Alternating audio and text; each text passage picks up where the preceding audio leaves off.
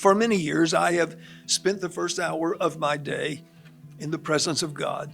I rise at the same time every morning, about 5:10 to 5:15 a.m., and get ready and come to the church and spend time with God in the first hour of my day. And I do that because I don't want to start a day without having been in God's presence. I want to sense the presence of God in my life.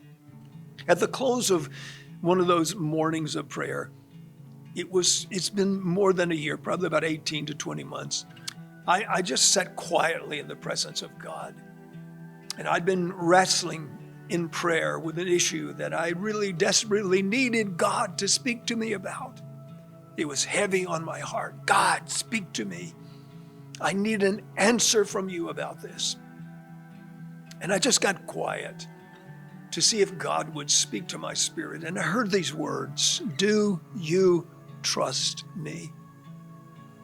And I wasn't really wounded by that, but I said, God, you know that I trust you. I'm here every morning to seek your face, whether I'm in town or out of town, whether I'm coming from my home to the church or I'm in some hotel somewhere, God.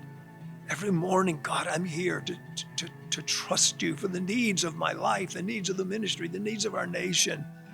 You know I trust you. And I just sat there. And the Lord said to me, you really trust me intellectually, but you don't trust me practically. Because you will come to me and you will say to me, God, I can't handle this. I can't deal with this. I don't have this answer. And here it is, God. I'm putting it in your hands. I'm laying it on your altar. And because I don't answer when you want me to answer, like you want me to answer, you'll come and take it back out of my hands. So you really don't trust me. You must learn to trust me with surrender. You must surrender something to me and then allow me to work my will in the situation. Because very often what we're asking of God doesn't just involve us, it involves others. And so God is trying to bring other people into the equation and to work out an answer according to his will, not mine. I pray according to my will, but I always say, not my will, but yours be done. But that's not always true. We really want our will to be done. We really want God to see it our way instead of us coming to see it God's way. I remember in a moment of prayer, intercession before God, a time when I was really hurting, very, very wounded in spirit, just really crying out to God.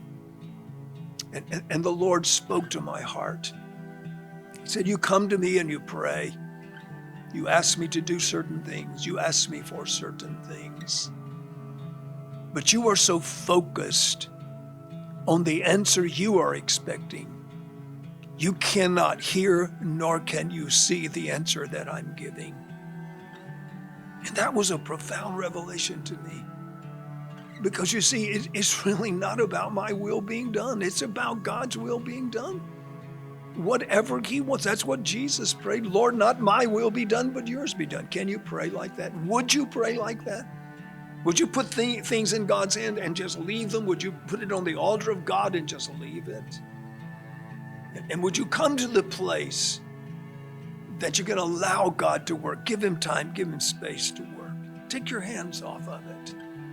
I was just instructing someone the other day in this very matter and telling them about the experience I'd had with God, where God just didn't seem to be listening to me, didn't seem to be answering me. And I shared this very moment, this personal moment with him. And the individual was like, I never thought of it like that. Because you see, what God is in the business of doing is building his kingdom on earth, and he's building it through us. And sometimes I don't see eye to eye with God about his kingdom. I don't mind telling you, I didn't see eye to eye with God when my wife left on August the 18th, 2020, early in the morning, and went to be with Jesus. I wanted her to live. I wanted her to be healed. I wanted the testimony to come forth. I could see the beauty of that testimony going out from all the people around the world that had been praying for her. But in the end, I had to say, not my will, but thine be done. I had to turn it loose. I had to put it in God's hands.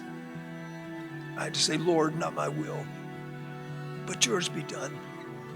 I want you to answer according to what you want from me.